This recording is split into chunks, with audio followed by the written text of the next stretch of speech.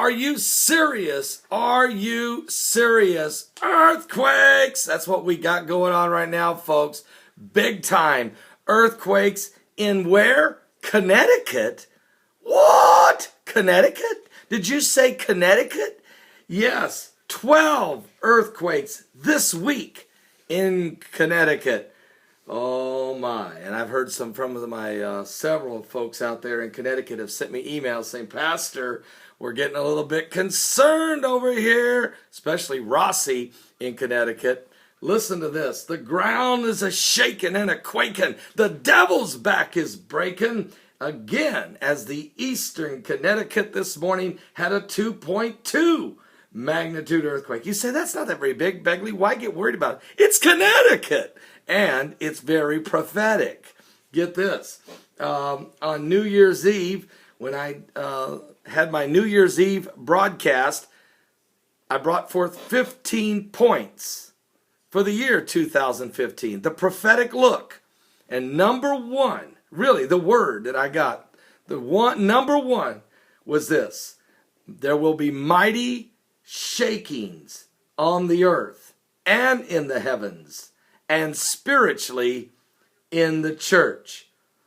Also, look for a major event. Also, the scripture in Hebrews chapter 12, verse 26 says, whose voice then shook the earth, but now he hath promised, saying, yet once more I shake not the earth only, but also heaven. There is some shaking and quaking definitely going on. And matter of fact, this morning, local and state officials in Connecticut are holding a meeting to inform the residents to discuss how to prepare the state of Connecticut if it should have a damaging earthquake should strike there. Now, the U.S. Geological Survey listed the earthquake at 4:39 a.m. and said it was a 2.2. It occurred and as the 12th earthquake of the week in Connecticut. Is something biblical going on with the signs of the coming of the Lord in Connecticut? Well, I think there's a lot of things God is shaking loose. And we're going to touch on those today in our live broadcast at my website at www.paulbegleyprophecy.com.